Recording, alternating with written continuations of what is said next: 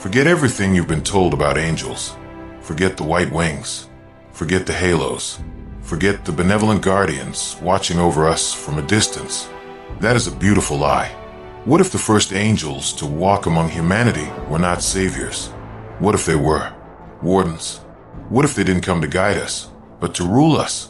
And what if their reign ended not in glory, but in a brutal war against God himself? There's a name for these beings, a name erased from scripture and whispered only in forbidden texts. They were called Watchers, and the most terrifying part of their story isn't what they became. It's what they were in the beginning. They were not primordial rebels. They were heaven's most trusted, sent by the Creator himself to be our guardians. Welcome to Beyond the Veil Archives. The story of the Watchers comes from a truly ancient source. Long before the time of Christ, early believers learned of them from forbidden texts. The most important of these is the Book of Enoch. This incredible text was said to be written before the Great Flood. Its author was Enoch himself, the great-grandfather of Noah, and it contains an astonishing history of the ancient world. According to Enoch, in the early days of humanity, the Watchers were assigned a sacred task. They were to observe mankind from the heavens, but their mission was corrupted by a simple human detail. The Watchers began to look upon the daughters of men, and they were filled with desire. The ancient text puts it this way: the sons of God, the Watchers, saw the daughters of men, that they were beautiful, and they took wives for themselves, each choosing one. This was a rebellion. It was led by a powerful angel named Samyaza. Under his command, 200 Watchers made a plan that would bring disaster to the world. Samyaza knew the danger. He feared he would bear the punishment for this great sin alone, but the others were resolute. They proposed a pact, an oath sealed with a curse to ensure that none would turn back. All 200 of them swore this oath together. The place they chose for this transgression is a real location. Mount Hermon, a 2,800-meter peak that today sits at the border of Israel, Lebanon, and Syria. This was their entry point, the place where heaven's law was first broken. Because of their oath, the mountain earned a new name, the Mountain of the Oath. Ever since, a darkness has clung to this place. Ancient temples mark the sites of their deeds. Local legends call a rock at the summit the throne of Satan. A nearby cave is known as the Gate of Heaven, the very portal they are said to have used. Today, large parts of Mount Hermon are a military exclusion zone. It is operated by a United Nations observation base. The official name of the mission is the United Nations Disengagement Observer Force, stationed on the exact mountain where the Watcher angels are said to have descended. Observer, Watcher, do you believe in coincidence? After their fateful oath, the Watchers descended from Mount Hermon. Their mission was to observe. Instead, they fully entered the human world. They began having children with human women, and with them, they established a new order on Earth. These hybrid children were known as the Nephilim, but the Watchers did not stop there. They began to share forbidden knowledge, sacred, celestial secrets that were never meant for human hands. The Book of Enoch lists these transgressions in chilling detail. First, they taught humanity the arts of vanity and war. The angel Azazel showed men how to forge swords and shields. He taught women the secrets of jewelry, ornaments, and makeup. The book says because of this, all of humanity's ways became corrupted. Next, they revealed the secrets of sorcery. Samyaza, their leader, taught enchantments. Amaros taught how to break spells. Barakel taught astrology. Kokabel, the signs of the stars. Shamziel, the signs of the sun, and Serial, the phases of the moon. Finally, they gave humanity the forbidden knowledge of the cosmos itself. Now consider what this truly means. These were supposedly angels, divine beings sent by the Creator himself. Yet they took human wives, had families, and shared the very sciences that divine law had forbidden.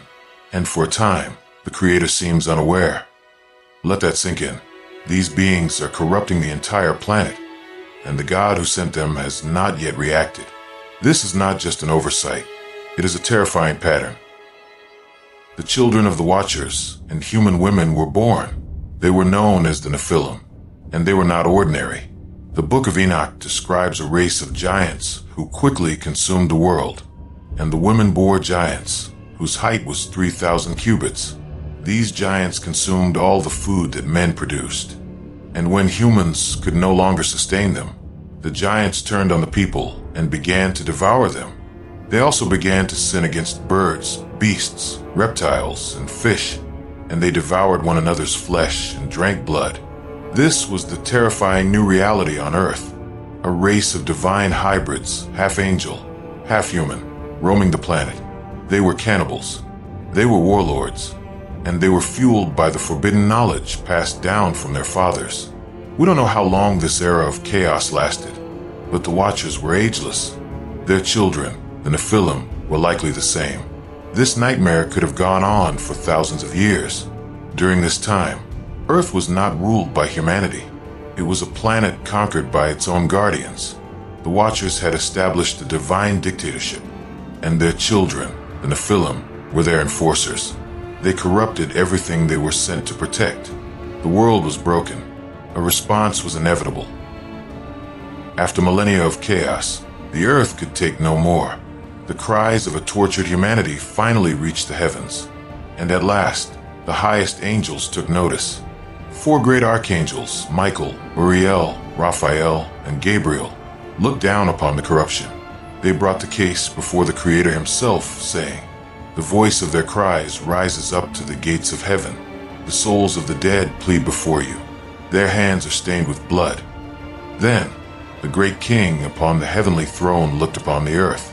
He saw the world he had made, and he saw that it was tainted, corrupted, broken, and his patience had ended. So he passed his judgment, a final, terrible sentence to wipe the slate clean. His decrees were absolute. Bring a great flood upon their children and drown them in the waters. Turn them against one another. Let them destroy one another in war. All shall be killed, and the earth shall be cleansed. The souls of the Watchers' children shall be judged and bound forever. In this desperate hour, the prophet Enoch was given a unique role. He traveled between worlds, acting as a mediator, a mortal man, pleading the case for the fallen angels. He describes being taken up in a vehicle, through a gate of fire, arriving instantly in the heavens. But the verdict was final. God told him there would be no mercy, no agreement, no pardon. The entire world must be destroyed. Go to the son of Lamech and say to him, "Hide yourself, for I am bringing a flood upon the earth to destroy everything." The angels who taught forbidden knowledge will be judged and bound in chains until the day of judgment. Then the archangel Uriel was sent to Noah, Enoch's great-grandson, with a message of salvation and doom. From that moment, the Watchers were known by a new name, the fallen angels. The Creator chained Samyaza and his 200 followers in eternal darkness. But for Azazel, the one who taught humanity the arts of war and vanity, a special fate was reserved. His crime was deemed the worst. He was bound alive and imprisoned in a desolate pit in the desert to await the end of days. And with this judgment, the original story of the Watchers was sealed. But it was not erased. It was rewritten. To find the echoes of this tale, we must now turn from the Book of Enoch to the hidden meanings in the holy books of the world.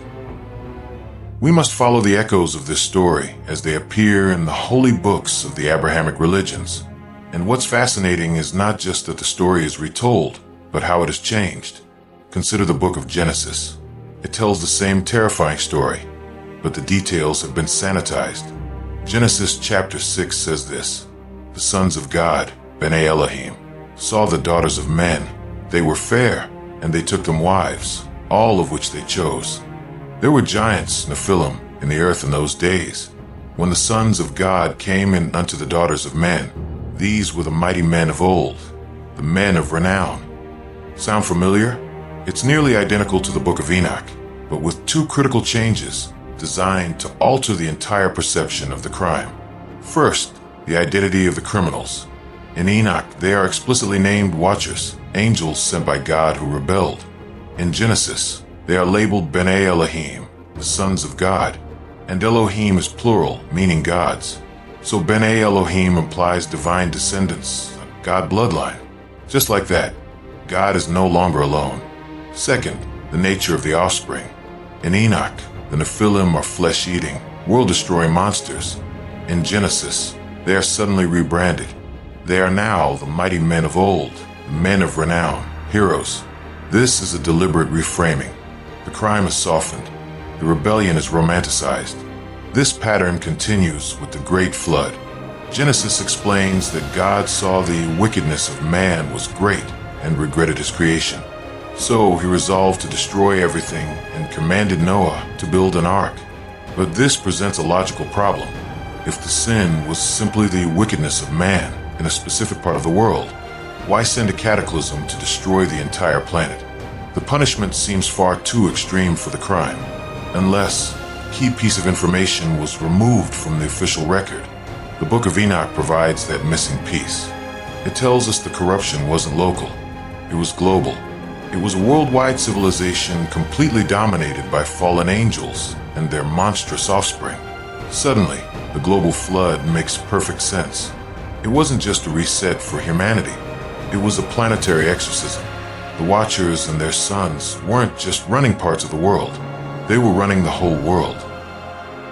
So, after our journey through these ancient texts, what have we found?